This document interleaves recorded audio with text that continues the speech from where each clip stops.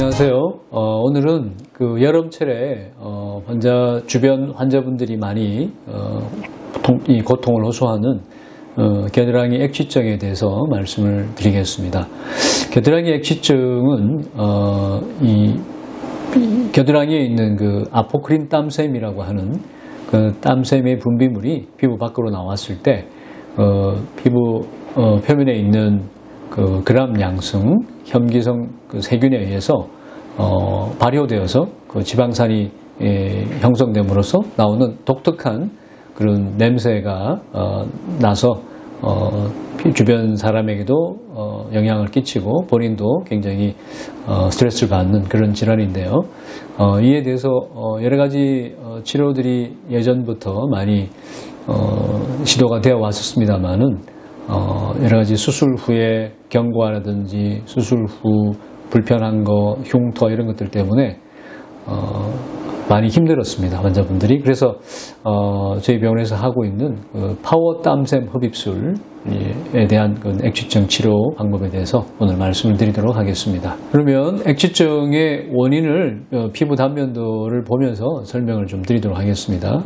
피부 단면에 지금 이렇게 입체적으로 나와 있는 모양과 단면도가 있는데, 오른쪽의 사진을 보시면 피부 표면이 이렇게 있고 그 표면 밑에 제일 확실하게 보이는데 모낭선이 있고요. 모낭이 있고 그 옆에 피지샘이 붙어 있고, 그 다음에 피지샘 옆에 우리가 땀샘이 있는데 그 피지샘 옆에 그 좀 아래쪽에 아포크린 땀샘이라고 하는 땀샘들이 같이 이 모낭 쪽으로 이 개구를 하게 됩니다. 그래서 아포크린 땀샘에 있는 땀샘의 분비물들이 모낭 쪽으로 올라오면서 그 피부 표면에 있는 그 그람 양성 그 세균에 의해서 혐기성 세균에 의해서 발효가 됨으로써 그 나오는 지방산이 독특한 냄새를 만들어내게 됩니다.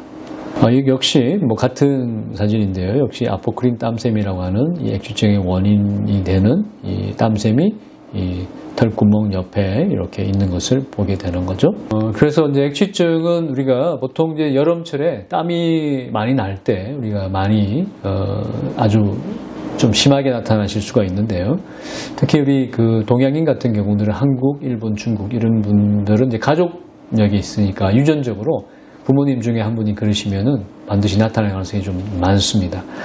그 다음에 조금 살이 좀 많거나 피부 신진대사가 좀 많으신 분들이 그렇고, 여성 같은 경우는 생리 중이나 임신 중에 좀 냄새가 더 심해진다고 이렇게 이야기가 되어 있고, 보통 이런 증상들은 사춘기 때 많이 이렇게 시작되게 됩니다. 그래서 젊은 층들이 많이 이렇게 나타나고, 이런 것들이 지속이 되면 특히 활동이 많은 그런 여름철이나 이런 때에 주변 사람들한테 영향을 많이 줘서 일상생활에 많이 불편함을 느끼게 되는 것이죠. 액취증에 대한 그런 수술적인 방법들이 많이 이용이 되어 왔었습니다. 액취증의 기존 외과적 시술 방법에 대해서 말씀을 좀 드리겠습니다.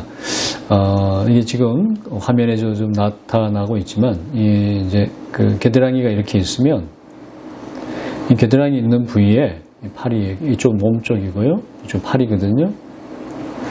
그래서 보통 이렇게 우리가 이 마른 목골로 절개를 해서 한다든지, 또 다른 외과적인 방법으로서는요, Z식으로 이렇게 절개를 해서 한다든지 하게 되면, 하고 난 다음에 이렇게 봉합을 하게 되고, 또 한 일주일 정도 동안 입원까지 해야 되고, 그래서 이 생활에 굉장히 불편한 게 많습니다. 그래서 아니면은 이제 조금 새로운 방법은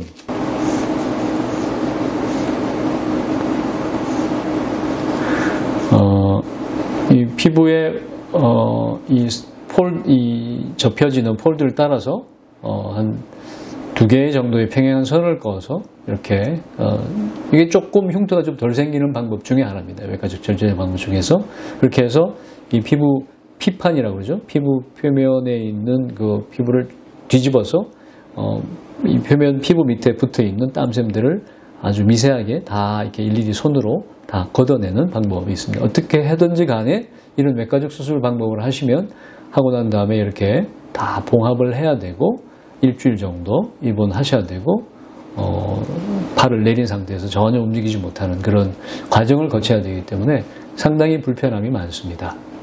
저희 병원에서는 이 액취증을 치료할 때 이제 그런 기존의 그 수술 후 입원과 우리가 동작을 일상생활에 복귀하지 못하는 기간이 긴 그런 장기간의 불편함을 좀 방지하고자 파워 땀샘 흡입술이라고 하는 그런 방법을 이용을 하고 있습니다. 기존에 이제 피부 표면에 하는 그 지방 흡입 시술과 마찬가지인데요.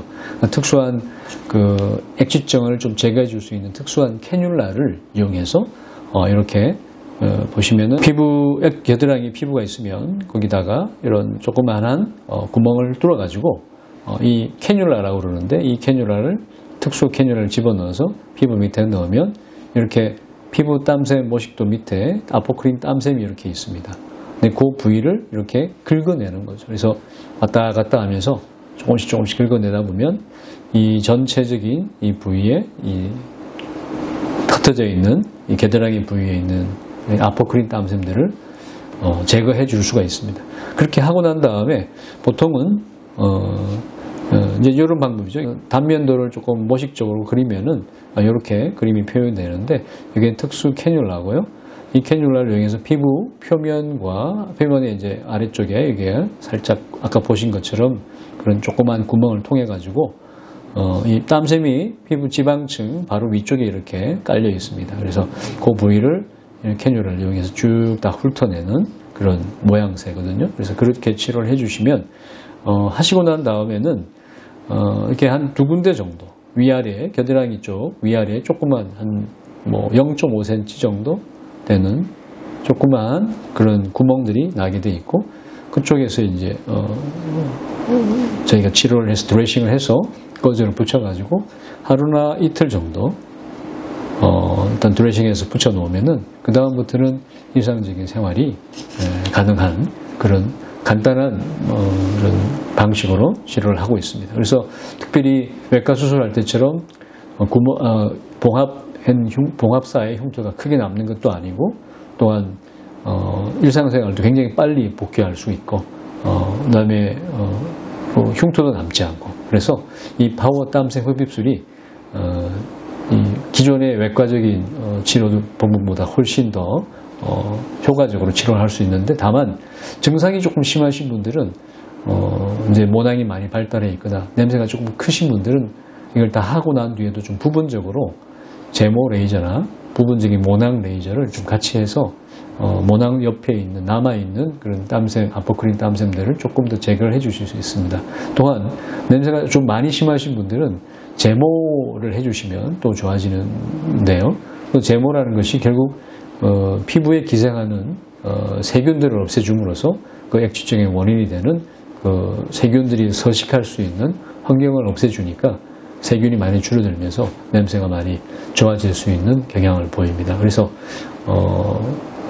전체적으로는 파워 땀샘 흡입술을 이용해서 땀샘을 제거해 주시고 그 뒤에 남아있는 것은 부분적인 레이저 치료나 제모 레이저를 좀 병행해 주시면 상당히 도움이 많이 되겠다 하는 방법으로 액취증 치료를 해 주시면 좋겠습니다.